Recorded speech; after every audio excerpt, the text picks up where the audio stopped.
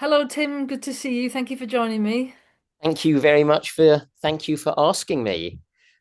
So let's introduce you then to the listeners. This particular series of interviews is looking at issues around diversity and equality and inclusion, perhaps within Quakers.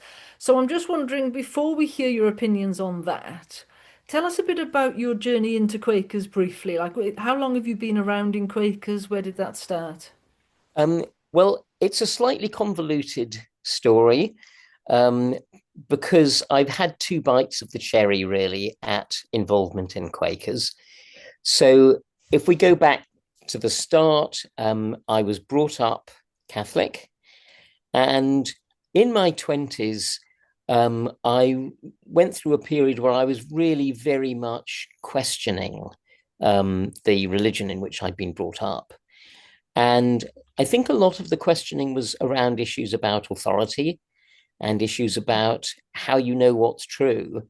And what seemed to be central to the Catholic Church was that if you want to know what's true on certain issues, then the way you find out what's true is that you find out what the teaching authorities in the church have to say, you know, what the bishops have to say, in particular, what the Pope has to say. So, this is how you know what the truth is. And I found that, that was something I very much struggled with. Hmm. And there was a period in the early 90s, early 1990s, for about a year, where I was going to Quaker meetings in London, the Westminster Quaker meeting. And I found that a very positive experience and also a very powerful experience. There were times when during that period, there were times when I really had a sense of being sort of, almost churned up internally by the experience of attending Quaker worship regularly. But, in a good way, in a positive way. Hmm. But I think that at that stage, it was a little bit like dating somebody and getting to a point where either you're going to get married or you're going to split up. And it didn't feel at that stage the right thing to actually come into membership. And because that was how I felt, ultimately, I didn't stay with Quakers at that point. So I had about that period of about a year in the early 1990s. And I didn't really think very much about Quakers after that for probably about another 20 years or so. Hmm. And I started to get interested again, really because a couple of friends were involved in Quakers in various different ways. One had taken to attending Quaker meetings in Scotland. There was somebody else I knew who had been doing he wasn't a Quaker, but he'd been doing some work at Woodbrooke. And, I started looking at Quakers again. And I would say from about 2014, I was looking and inquiring. About 10 years ago, I started attending my local Quaker meeting, which is in Lewes in East Sussex. And then about 4 years ago, I came into membership. So depending on how you count, Yeah, yeah. I've been a Quaker for 4 years, or I've been a Quaker for about 10 years, or in a sort of on and off way, I've been circling around Quakers for about 30 years. So, it depends how you Sure. count. So if we're thinking broadly then around, how Quakers do things, and I suppose I'm interested here in our ideas around including different types of people, the diversity across our our congregations, etc. Um, what are your impressions, and maybe especially what your observations are, and comparisons perhaps with what the reasons you left the Catholic Church in the first place. So, what do you make of all that? Well, I think the comparison with the Catholic Church is very interesting because, there is a Quaker story that you could tell whereby you could say, well, the Catholic Church is monolithic and Quakers are diverse because the Catholic Church has a very strong doctrinal, dogmatic uh, content. You know, you have the Catechism of the Catholic Church telling you what you're expected to believe, Whereas Quakers like to tell themselves they are religiously very pluralist. Mm. And, there's a wide range of different views, and we're not creedal and we're not dogmatic. We don't expect people to believe particular things. So that's one story. I think you can then kind of criticize or unpick that story a bit. Because on the one hand, I think if you actually talk to Catholics, they are more diverse than you might expect from, if you like, official Catholicism. And then if you think about Quakers, well, how diverse really are we? Um, and if you think about Quaker opinions, okay, we're probably mostly, if we read a newspaper, it's much more likely that we read The Guardian than that we read the Daily Mail. If people talk in ministry, as they often do, about what they've seen on television or heard on the radio, you know, you'll often hear what you might call Radio 4 ministry. I heard this really interesting thing on Radio 4 and I've been thinking about it. I don't think I've ever heard anybody in ministry talk about GB News. Um, so, in terms of opinion on some issues, on political and social issues, I would say there's real kind of convergence. And just as the Anglican Church used to be referred to sometimes as the Tory party at prayer, I sometimes think that we are sort of the Green Party, not entirely sure whether what it's doing should properly be described as prayer or not. Um, so that's one. But then another comparison I might make is in terms of in social terms, in race and class and so on.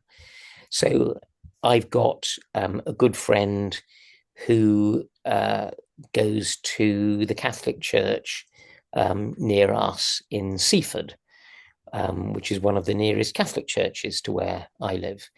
And he talks about how diverse the Catholic congregation is there racially.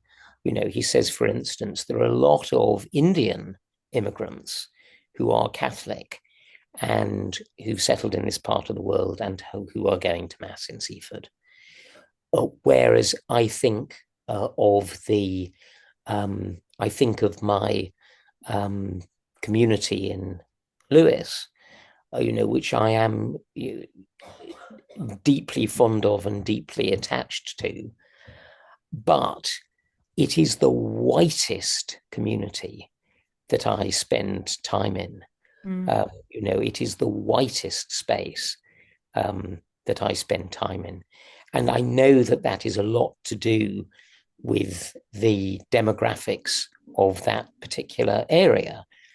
But I think from what I know, if you look at Quakers in this country as a whole, we are a very white group and very conscious of that, I would say, almost Yeah. kind of, quite kind of painfully conscious of that. Um, so But in it's not the typical Quaker worldwide though, is it? I mean, I do often wonder, we're so painfully aware of it and quite self-critical, but I'm not sure that we've really cracked, well, what is it we're doing? Because it seems to me that, if you look at your typical Quaker across the world, maybe, well, maybe we'd have to become a bit more evangelical in order to attract yeah, typically perhaps a different type of person. I mean, I did some. This is my kind of possibly um, slightly nerdy side coming out, but also my the sort of the lawyer in me, Hmm. kind of, well, let's look at the evidence and let's look at the facts. So I did some digging around on the online. On the FWCC website in particular, what is it, the Friends World Committee for Consultation, which is the sort of umbrella body for all the different strands of Quakerism worldwide. Um, and I mean, So in Britain Yearly Meeting, if you count attenders as well as members, there are about 18,000 of us. Mm. Quakers worldwide, there are about 400,000. About 2/3 of those are in Africa and South America. I think the biggest single national contingent is from Kenya, over 100,000 Quakers in Kenya.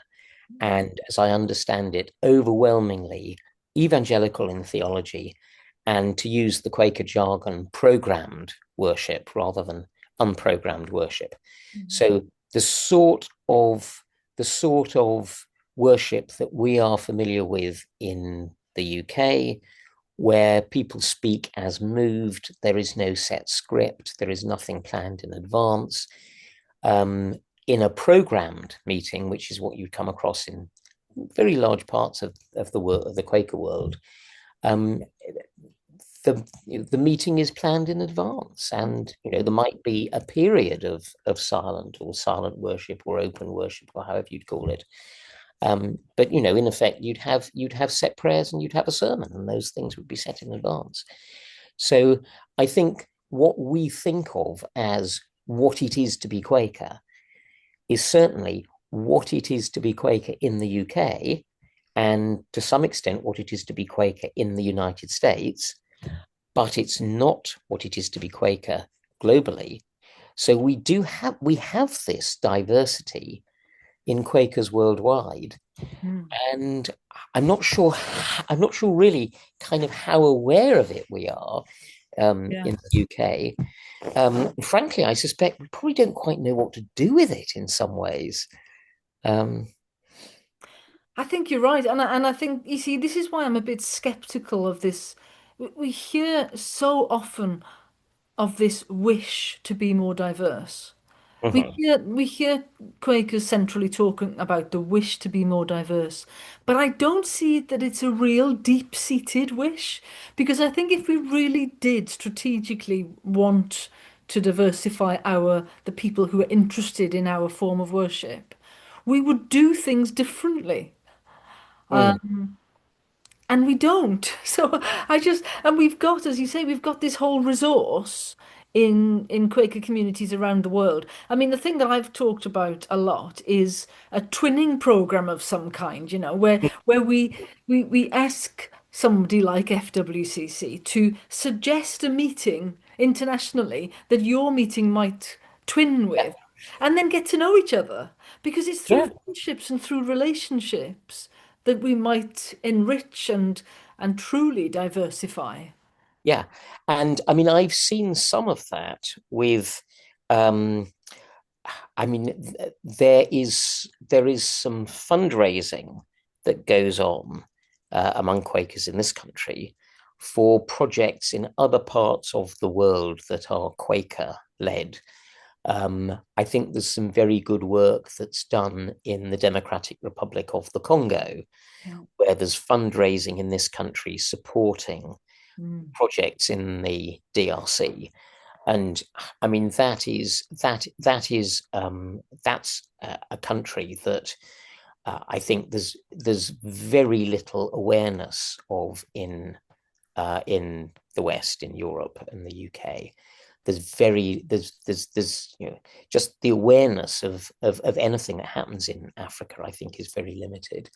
And the thing that I really liked about that fundraising when I came across it was that the projects were very much locally led, Quaker led, but locally led. And the role from the people in this country was basically helping with fundraising to meet those needs, rather than people coming in from the West and saying what you need to do is this, this, and this. It was people who were there on the ground saying what we need is this. Mm. Can you help us? Mm. And dealing with really practical things like, I mean, I think the particular charity I'm thinking of, a lot of their work is to do with water supplies and clean water. Really sort of basic things like that. I think the idea of twinning or links with Quaker groups in other parts of the world. I mean, I think that's a really positive idea. Mm. Um, Well, no and one else thinks so, Tim. yeah, I've raised that issue for decades, and nobody else thinks it's a good idea. and I mean, in my meeting, we have one of the members of our meeting in Lewis was responsible for establishing a Quaker presence in Moscow. Um, and that work, I mean, it really got going after the end of communism, though I think it has its roots before the end of communism. Um, and obviously, there are a lot of people in Quakers who have links with Israel and Palestine Mm. through the ecumenical accompaniment program. But these other parts of the Quaker world, you don't hear anything about. Um, I was gobsmacked to discover that I think there are more Quakers in Nepal than there are in Australia. There are about 6,000 Quakers in Nepal. And I thought, well, what is that like? Yeah, You know, yeah. there are Quakers in Kathmandu. What is that like?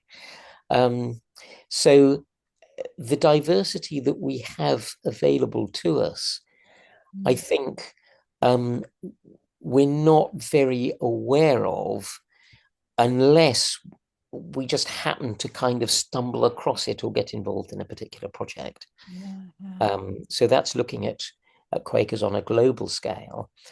Um, then there's the diversity of our history, which one might talk if we talk a little bit about that, because Yeah. um, I mean I think and something I've seen which has been really interesting is a real curiosity among people when they get involved in Quakers to know more about where Quakers have come from. Mm. We've got this history going back to the mid 17th century. So it's getting on for 400 years. Um, and, we haven't always been the way that we were.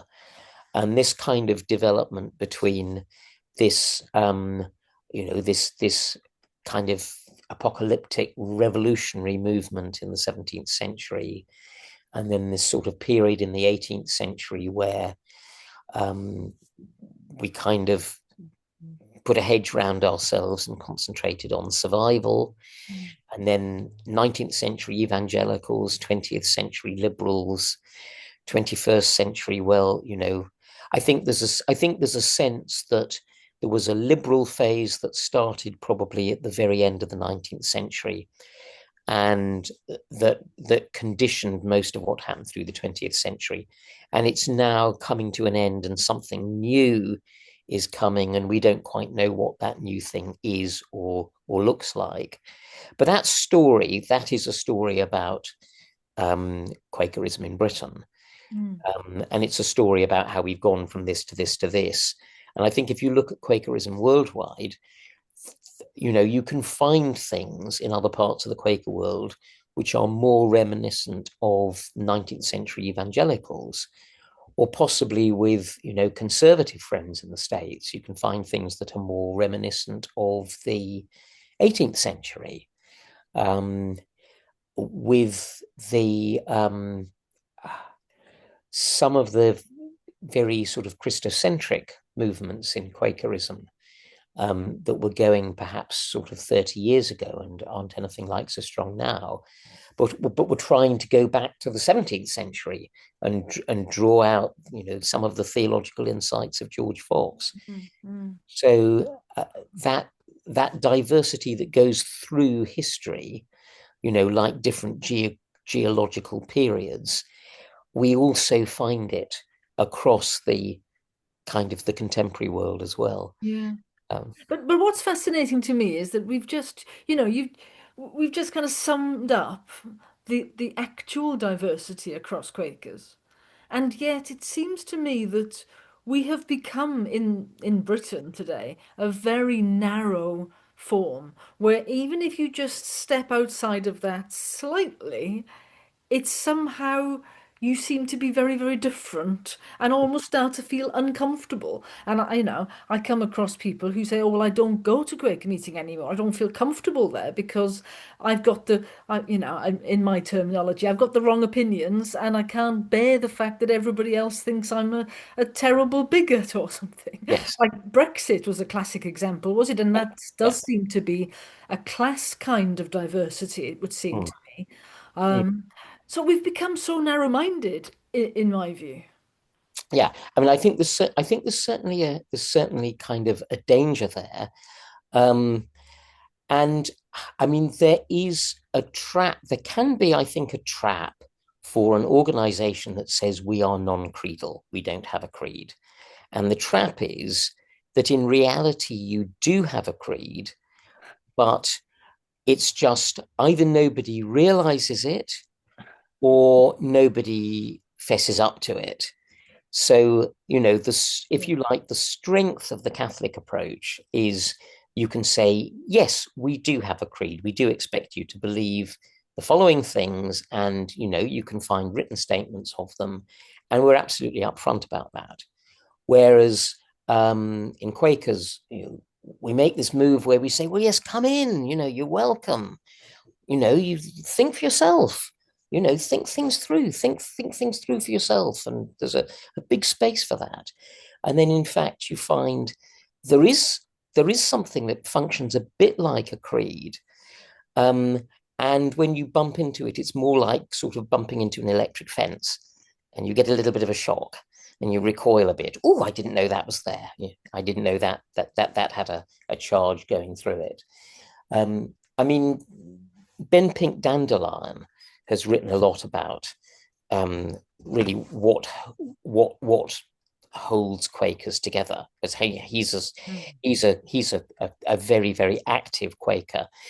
He's what you might call a weighty friend, I think, and a former Swarthmore lecturer, but he's also a sociologist, and that's his academic discipline. And he talks about Quaker diversity in belief, and he talks a bit unkindly about what he calls the absolute perhaps in Quakerism, which by which I think he means, in terms of the sort of traditional subjects of theology, nobody cares that much about what you believe so long as you don't believe it too fiercely. So if you say, I believe this, and I think it is really important that other people should believe it because it is true, Mm. then that gets frowned on. And he also talks about the behavioral creed in Yeah. Quakerism. And there are ways of doing things which, again, you don't necessarily have spelt out to you. You pick up almost by osmosis or by observation. That can be really difficult for some people. Um, I mean, concrete example to do with diversity. People who are on the autistic spectrum will not find it easy to be in an environment where the behavioral rules are not really spelt out in black and white, but you come across them when all of a sudden people react negatively because you've contravened them. Yeah. So, that's one issue with a behavioral creed. I mean, things like, the rules about ministry or the expectations around ministry and meeting for worship, like you don't go in with pre-prepared ministry, you don't speak too early or right at the end of a meeting. You don't speak more than once.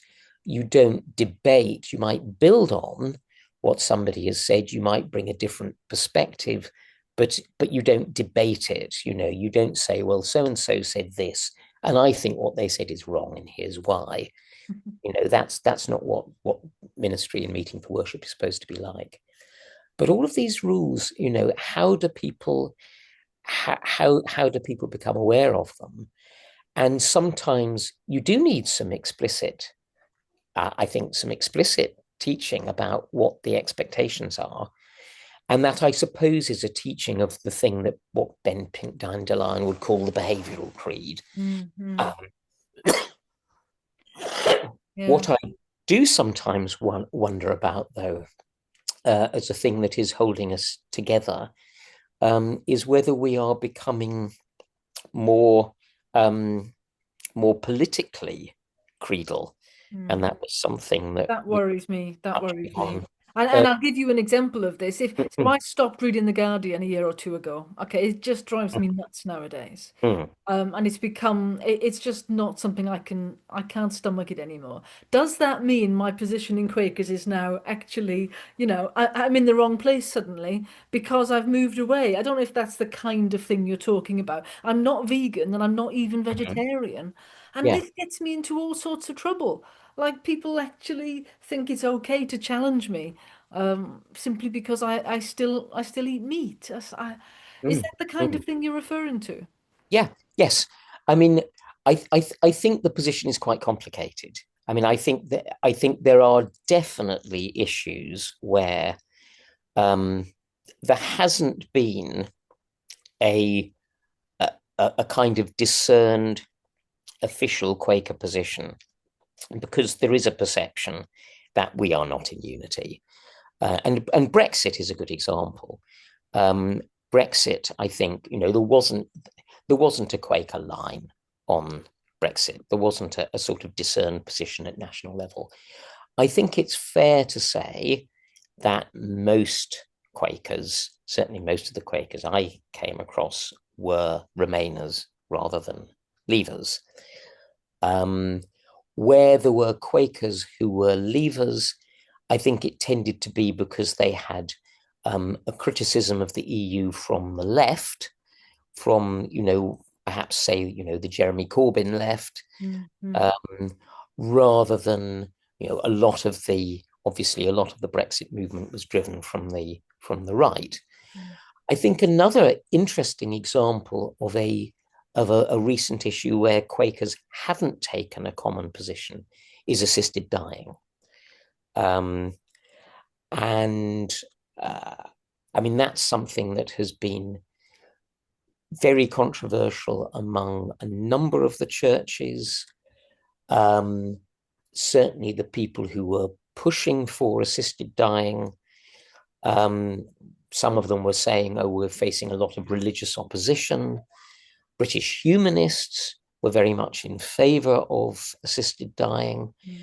And I think perhaps some people expected that Quakers collectively would come down in favor of assisted dying, and we haven't. We haven't come down one way or the other. And I think that is a recognition of of there being a range of views. So we're not politically creedal on everything by any. Why do we even attempt to? Are you clear in, like, Mm, I'm not clear why we, as a very small, very unimportant little church, really, why do we feel we need to come out on these political issues at all? Because it seems to me that we lose something in the spiritual lives that we share together when we try to, it feels, rush ourselves along to a unity that's not really there. yeah. Um, I mean, I think part of this is to do with the way that we've come to think about the testimonies, um, and or the idea of testimony. Um, and one of the books that was very important to me when I started looking at Quakerism again about 10 or 12 years ago was Rachel Moore's book Testimony, Mm, which mm. I think it's one of the best Quaker books I've ever Yeah, read. I think yeah, yeah, it's brilliant. You've yeah. got your copy there on your shelf. Mm, And she actually criticizes this idea of the testimonies as a list, like, the peace, equality, simplicity, truth, which I like that order because it gives you pest. yes. Um, or the Americans, I think, do spices. Um, that sort of list of testimonies there's a list of these rather abstract things that we're supposed to be committed to.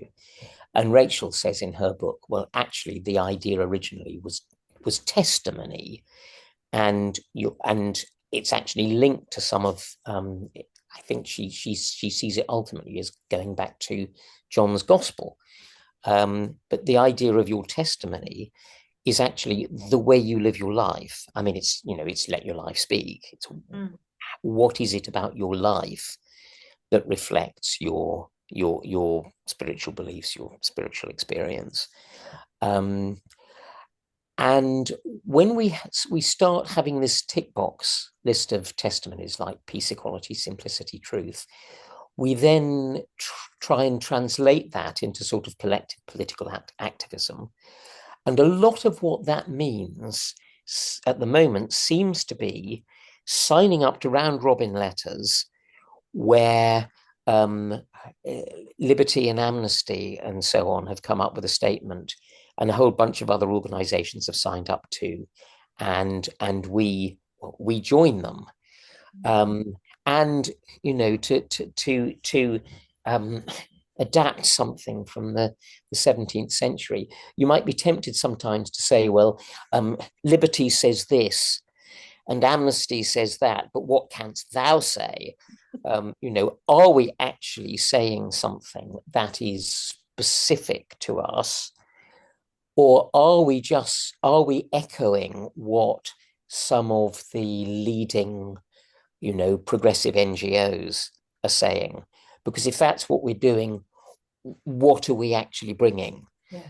Um, and I think a lot of Quakers are living the testimonies not through political activism, but in a much more sort of routine and mundane way. You're living the testimony to equality by trying to deal in a patient way with a family member who has, say, dementia. Mm. Um, and that is just as much about living the testimonies as political campaigning. Um, so I think there. I mean, I do sometimes feel frustrated with some of the political statements that come out of Friend's House, Yeah.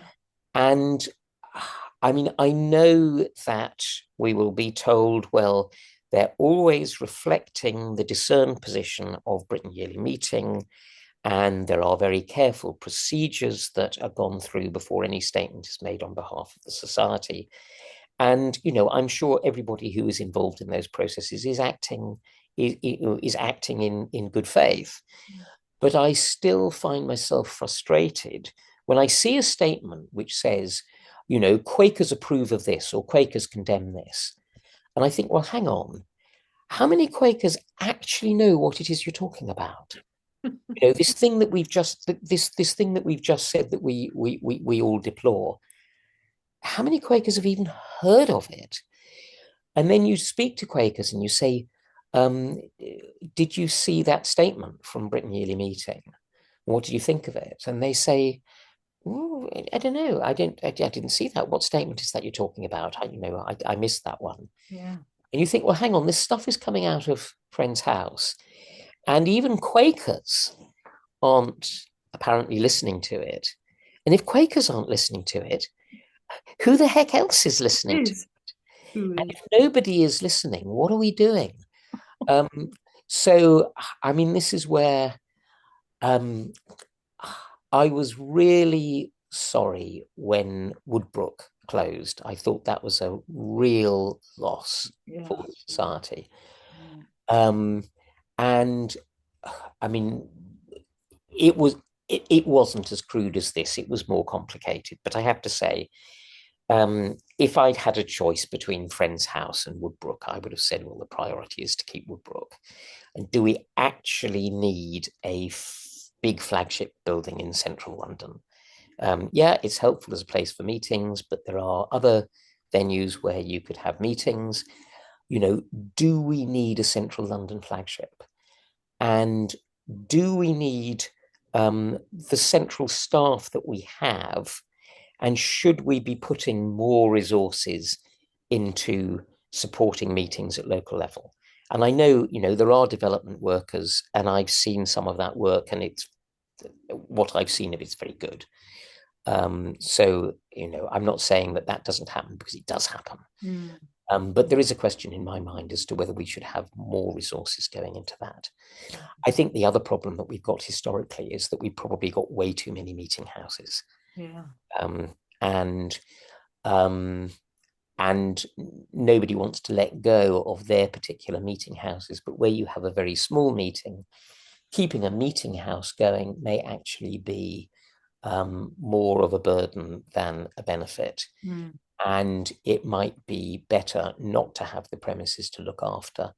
Um, I mean, sure, we're not going to get rid of meeting houses wholesale, and and we are always going to need a certain number of them. But my question is whether we've got too many Yeah, yeah. for the And, society. and we need a network, but I mean, it does actually become a diversity and inclusion issue in a way, because I think the there's a danger that we keep people who are willing to be on a committee, who are willing to be like being involved with the builders and the plumbers and the practicalities of running the place, rather than people who are simply wanting a spiritual community. Yeah. And I must admit, there's all sorts of I think the Catholics do this a lot, kind of spiritual groups, and I know the Iona community has Mm. a kind of a much more loose network of people who are seeking a spiritual path together.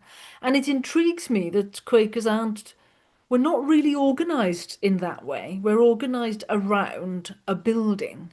And then everything becomes about renting that out to all the local groups. And the way that I've spoken to Mm. people sometimes, like for example, in a meeting, sometimes I've wanted to have the meeting house on a Thursday evening, for example, to run some kind of Bible study or something. And I've literally been told, no, you can't do that. That's when the AA group meet, or and it's not even at a regular commitment. That's when we've loaned it out to this group for, you know, pittance because that's a worthy cause. Now, I'm not against worthy causes. Mm. I do sometimes wonder if we've lost the balance somehow, that we don't prioritize the spiritual growth and the spiritual path that we're all on, and instead we're just following these worthy causes around. Mm. Mm. Mm. You know?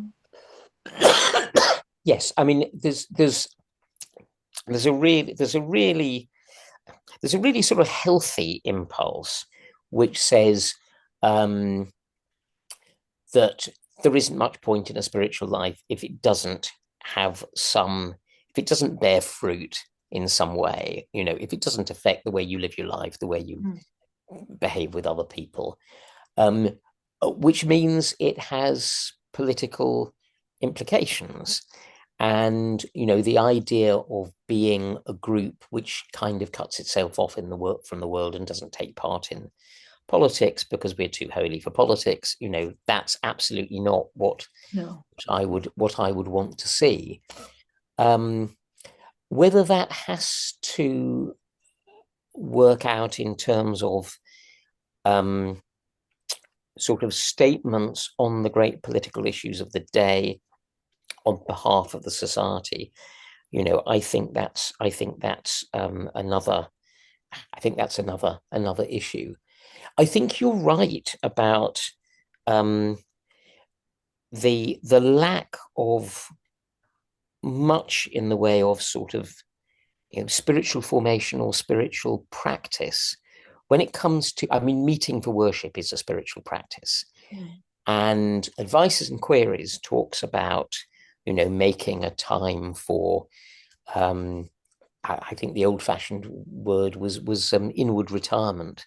mm, The idea of some kind of daily personal spiritual practice, but there's not much kind of teaching or formation around that. It's mm, very much, we think this is a good thing, and it's very much up to you to mm, go and find what that might look like. yeah. So, for instance, um, I think you'd find there are probably quite a lot of Quakers who are looking to the Buddhist tradition for meditation practices and spiritual practices of one sort or another. Um, and you think, well, um, is the stuff within our own tradition that we could be drawing on, um, rather than almost assuming, oh, you don't get that within Quakerism if you're interested in that sort of stuff. You know, you might go off to you might go off to the Buddhists, or indeed the Catholics. I Mm. mean, I find again something I find very interesting is when it comes to spiritual practice. There's quite a lot of Quaker interest in Catholic stuff. Mm. Quite a lot of Quakers will have experienced the something like, well, they might have experienced the Jesuits' spiritual exercises. Yeah. They might have experienced centering prayer, or lectio divina, which is a sort of particular way of reading Yeah. the scriptures. Um, I mean, Gerard Hughes's book God of Surprises, Mm. Mm. which is one of the great modern books on It's lovely. Ignatian spirituality, Mm. and hugely popular across all the Christian churches and beyond. And I think there'd be a lot of Quakers who had experienced that. Yeah. But again, what is that is specifically Quaker in terms of spiritual practice? Yeah. Is there a specifically Quaker way of reading scripture? Um, not and not as a sort of academic scholarly point of view, but if you like, devotionally. Um, Yes. is it even on our radar? What does Mm. that look like? I mean, I think the Kindlers have done some work in this area, and there's also experiment with light, Mm. and those are probably the two. Those are the two kind of Quaker initiatives I can think of towards sort of homegrown spiritual practice. Um, and I mean, the risk is that you end up with a sort of factionalization within the society between one group over here who say, you know, the most important thing that we should be doing is, going on a peace demonstration every week. That's how we show who we are. And then another group of people over here saying, well, actually, what matters is, personal spiritual practice, because that feeds everything. And if that's not there, then all the other stuff is going to just isn't going to have the roots that it needs. Um, there's certainly a risk of that sort of discussion becoming polarized, um, and splitting between activists and contemplatives. And Mm. I certainly wouldn't want to see that. Um, No, and I think probably people will criticize me for some of my viewpoints in saying things that could be construed as that. But I think what I'm saying, and I don't know if this is an adequate defense of what I'm doing. I see that we just have it out of balance, and I mm, don't think we give the contemplatives much space, mm, as I would like. And I think there's a huge amount being put into the activist mm, end of that, with central funds, with central staffing, with central political messaging. And I'd love there to be a little bit of a rebalancing along the lines that we've talked about, really. mm, Mm. mm. I think. And I mean, and listening to you speak about that, I mean, it does also make me wonder how much of this is down to diversity in personality types. Mm. Um, so, I mean, broadly speaking, I think Quaker worship based on silence is going to have quite a strong appeal to people who are temperamentally quite introverted. Um, Political activism Mm. is going to have a strong appeal to people who are quite extroverted. Now, where you have a group where you have a mix of introverts and extroverts, what tends to happen, not always, but what I think tends to happen is that the extroverts, um, perhaps naturally move into the sort of the leadership roles.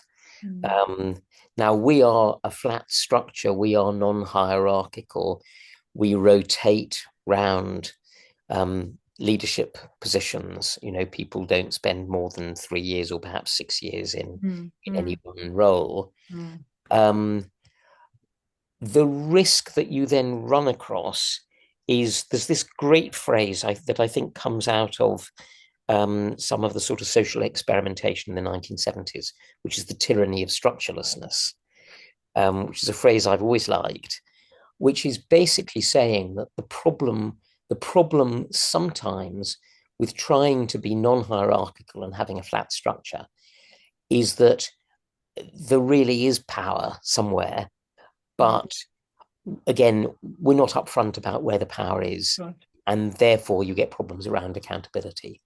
So, for instance, you know, the idea of the weighty friend, which is a Mm. phrase that always kind of makes me smile a bit because, you know, I imagine somebody, um, yes, weighty. Um, but there is the danger there as well, I think, um, that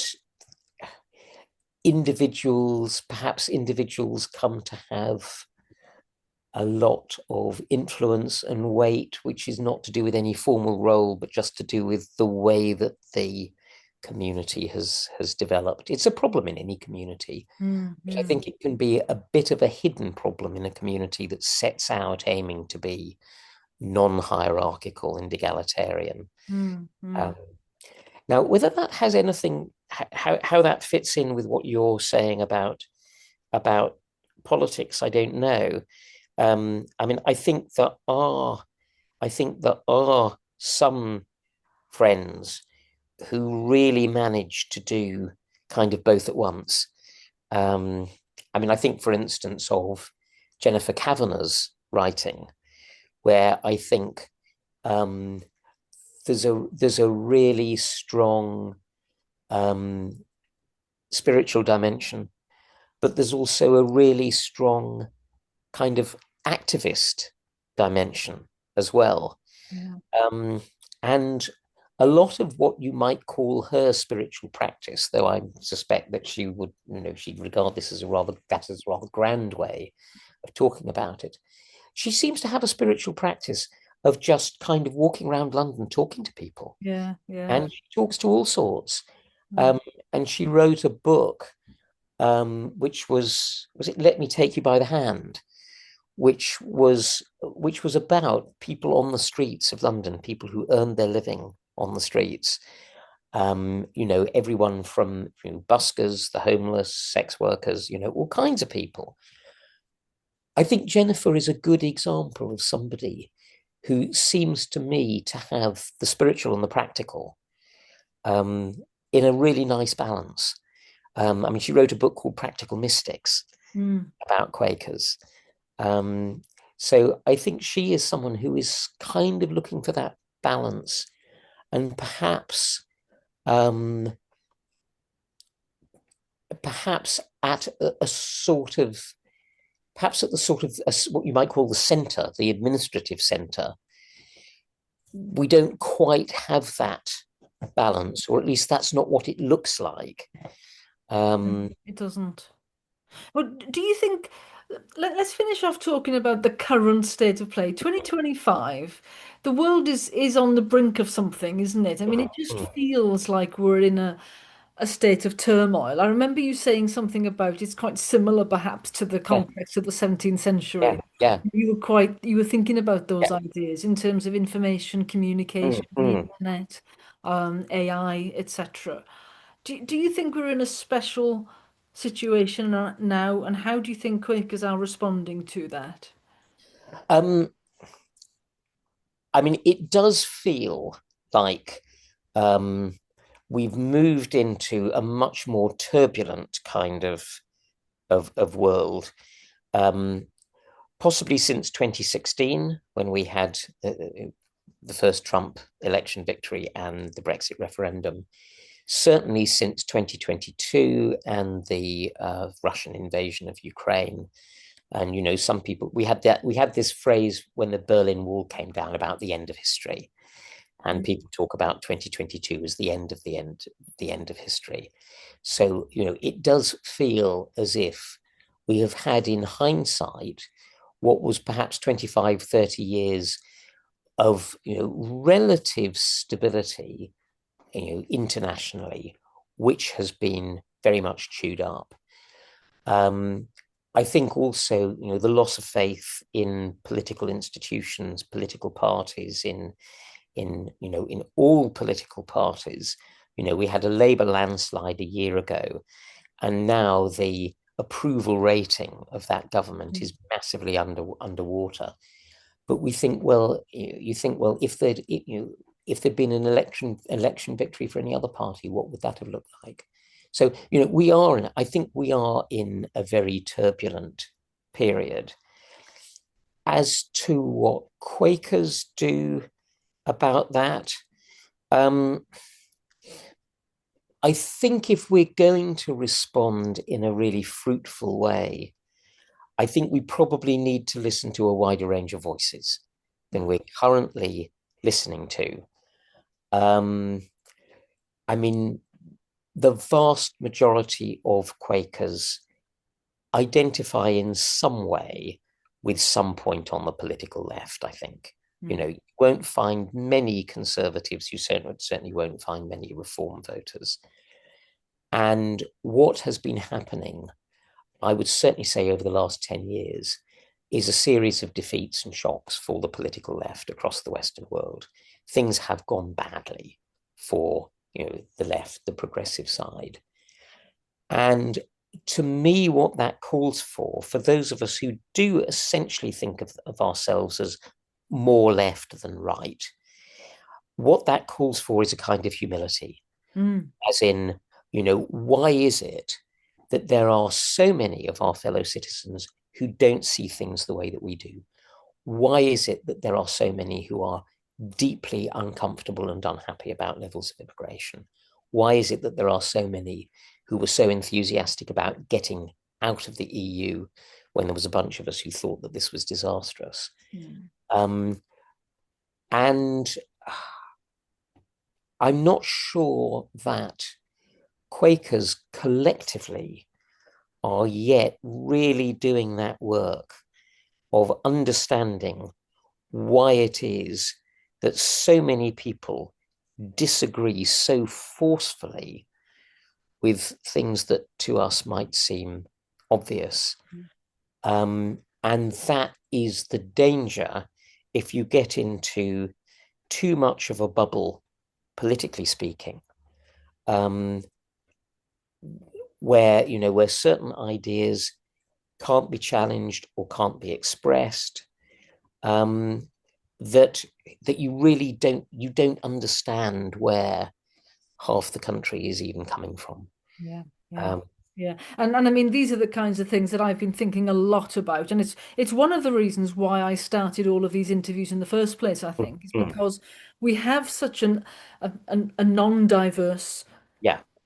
Group of as a community, and yet we have these forceful opinions. And one of my problems is that we say that we're peacemakers, but I feel that if we're a very narrow range of people and we're very forceful, we're very articulate, shall we say, we're actually creating the polarization of society. We're not helping if we're kind of only saying very loudly and stridently these quite niche arguments.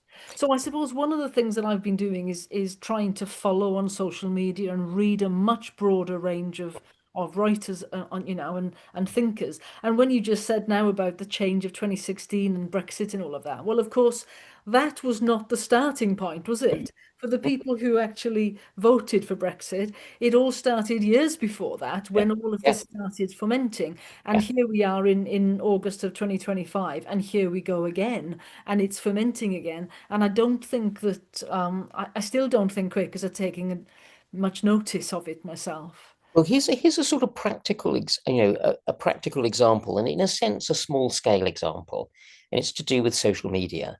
So, Mm, the point at which a whole bunch of Quaker bodies said, we're coming off Twitter, Oh, or yeah. X as it now is.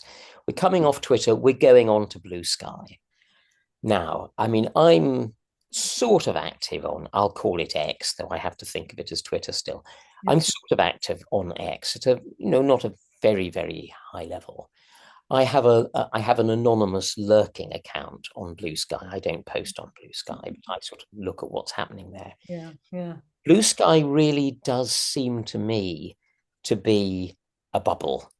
Mm. X, you've got some really horrible stuff being said on X, but you've also got, it seems to me, a wider range of opinion.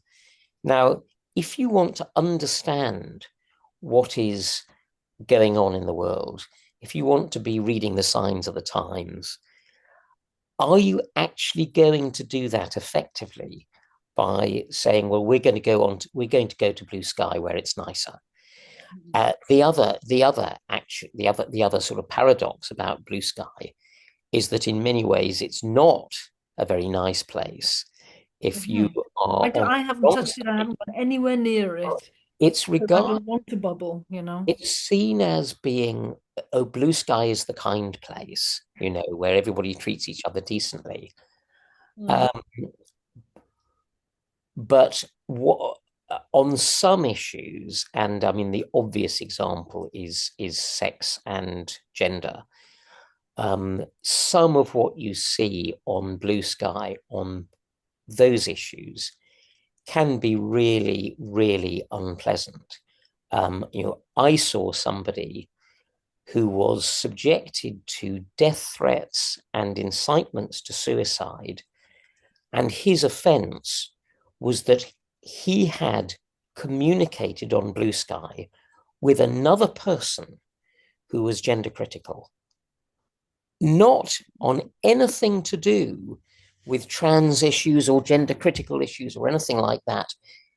But he had been seen talking to a witch, Talking to the talking to the wrong person, talking to a witch, and so the hate mob came for him with their pitchforks, and it was a bizarre thing to watch, Mm. um, particularly when you have all the Quakers saying, "Oh, but BlueSky is the nice and the friendly place, and X is so horrible."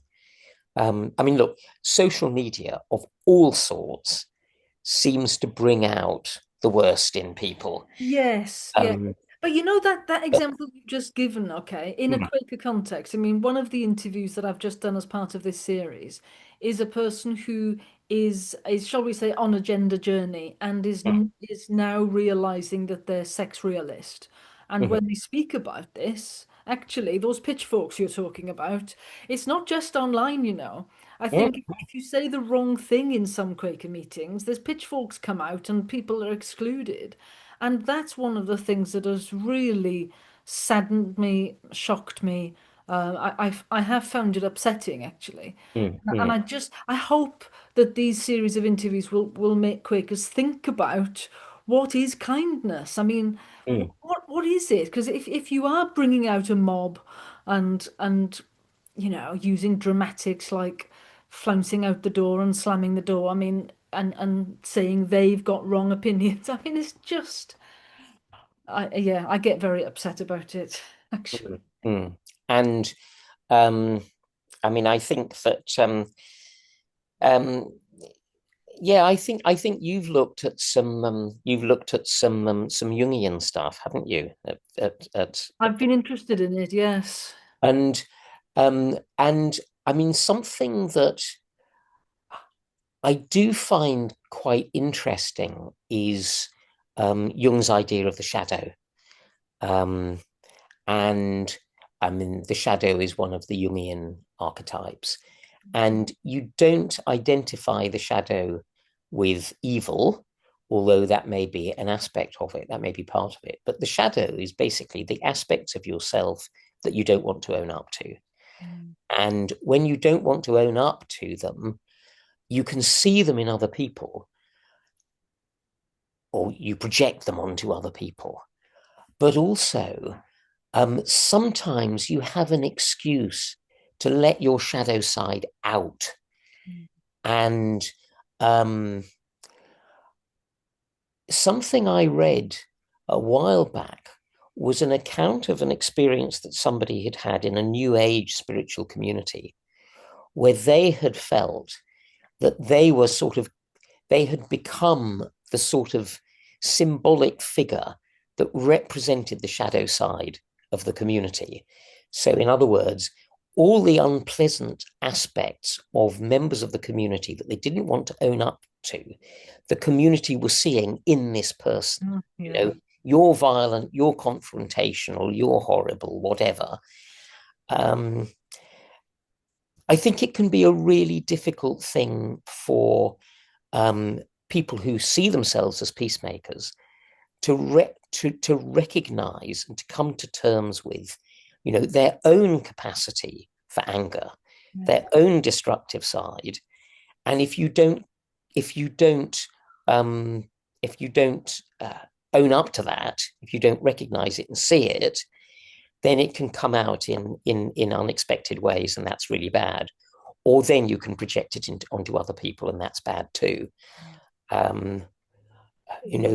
there's some really good stuff in Blake about this. There's a little bit of Blake where he says, "I was angry with my friend. I told my wrath did end. I was angry with my foe. I hid my wrath did grow."